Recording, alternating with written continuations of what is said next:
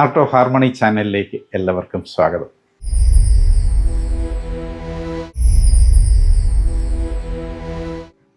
വിശുദ്ധ ഫ്രാൻസിസ് അസീസിയുടെ ചൈതന്യത്തിൽ അൽമയർക്കായുള്ള ഒരു ജീവിതക്രമമാണ് ഫ്രാൻസിസ്കൻ അൽമായ സഭ അഥവാ സെക്കുലർ ഫ്രാൻസിസ്കൻ ഓർഡർ. കേരളത്തിൽ ദൈവദാസനായ പുത്തമ്പറമ്പിൽ തൊമ്മച്ചൻ ആരംഭിച്ച ഫ്രാൻസിസ്കൻ അൽമായ സഭ വളർന്ന് പന്തലിക്കുകയാണ്. ചങ്ങനാശ്ശേരി അതിരൂപത വാർഷിക സമ്മേളനം നടക്കുന്ന ഇന്ന് നമുക്ക് വിശുദ്ധ കുർബാന അർപ്പിക്കുവാനും അനുഗ്രഹ പ്രഭാഷണം നടത്തുവാനുമായി എത്തിച്ചേർന്നിരിക്കുന്ന ചങ്ങനാശ്ശേരി അതിരൂപത പ്രോട്ടോസിഞ്ചല്ലൂസ് പെരിയ ബഹുമാനപ്പെട്ട ഫാദർ ആൻ്റണി ഏത്തക്കാട്ടച്ചനെ നമുക്ക് ശ്രവിക്കാം. സ്നേഹമുള്ളവരെ, വിശുദ്ധ ഫ്രാൻസിസ് അസീസിയുടെ 800-ാം ചരമവാർഷികം പ്രമാണിച്ച് നമ്മുടെ മാർപ്പാപ്പ ലയോ 14 പിതാവ് ഈ വർഷം ഫ്രാൻസിസ് അസീസിയുടെ വർഷമായിട്ട് പ്രഖ്യാപിച്ചിരിക്കുകയാണ്. വിശുദ്ധ ഫ്രാൻസിസ് അസീസി അറിയപ്പെടുന്നത് രണ്ടാമത്തെ ക്രിസ്തു എന്നാണ്. അത്രമാത്രം ഈശോയോടും ഈശോയുടെ സുവിശേഷത്തോടും താതാത്മ്യപ്പെട്ടുകൊണ്ട് ജീവിച്ച വലിയ ഒരു വിശുദ്ധനാണ് വിശുദ്ധ ഫ്രാൻസിസ് അസീസി. ഈ വർഷം വിശുദ്ധ ഫ്രാൻസിസ് അസീസിയുടെ ജീവിതത്തെ ഓർക്കാനും ധ്യാനിക്കുവാനും പ്രാർത്ഥിക്കാനുമുള്ള വലിയൊരു അവസരമാണ് സഭ നമുക്ക് നൽകുന്നത്. വിശുദ്ധ ഫ്രാൻസിസ് അസീസിയുടെ പേരിൽ ഇന്ന് ലോകത്തിൽ ഉടനീളം സന്യസ്ത ഭവനങ്ങളും സന്യാസിനിമാരും അതുപോലെ അൽമായ സഹോദരരും പ്രവർത്തിക്കുന്നു എന്നുള്ളത് വലിയ സന്തോഷം നൽകുന്ന ഒരു കാര്യമാണ്. ചങ്ങനാശ്ശേരി അതിരൂപതയിലും വിശുദ്ധ ഫ്രാൻസിസ് പിതാവിൻ്റെ പ്രത്യേകമായ ശക്തിയാൽ 3-ാം സഭ ഫ്രാൻസിസ്കൻ തേർഡ് ഓർഡർ ഇവിടെ വളരെ സജീവമായിട്ട് പ്രവർത്തിക്കുന്നു.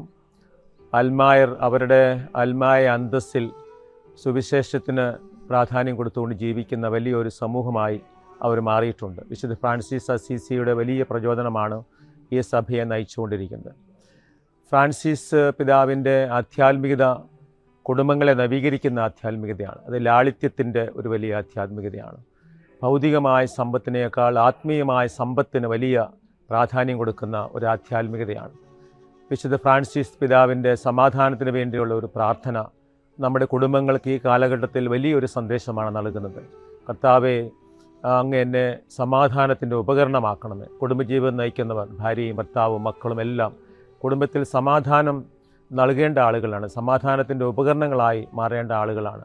വിദ്വേഷമുള്ളിടത്ത് സ്നേഹവും, ഇരുട്ടുള്ളിടത്ത് വെളിച്ചവും, നിരാശയുള്ളിടത്ത് പ്രത്യാശയും, ദുഃഖമുള്ളിടത്ത് സന്തോഷമൊക്കെ നൽകുന്ന സമാധാനത്തിൻ്റെ വക്താക്കളായി തീരുക എന്നുള്ളത് ഈ കാലഘട്ടത്തിൻ്റെ ഏറ്റവും വലിയൊരു പ്രസക്തമായ കാര്യമാണ്.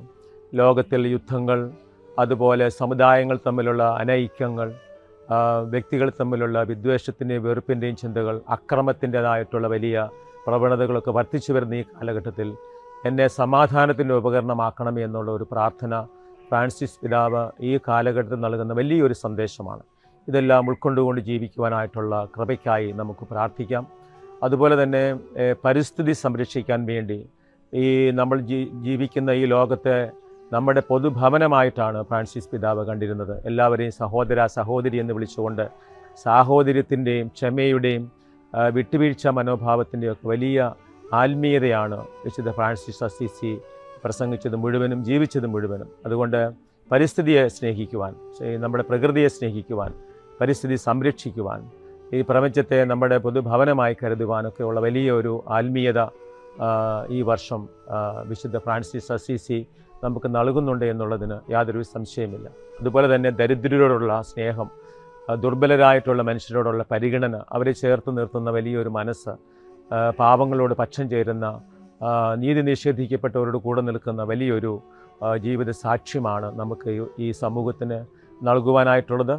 ഫ്രാൻസിസ് പിതാവിൻ്റെ ഈ ചൈതന്യം മുഴുവൻ ഹൃദയത്തിൽ സ്വീകരിച്ചുകൊണ്ട് നമുക്ക് നവീകരണത്തിനായിട്ട് പരിശ്രമിക്കാം. ദൈവം നമ്മളെ സമർത്ഥമായി അനുഗ്രഹിക്കട്ടെ.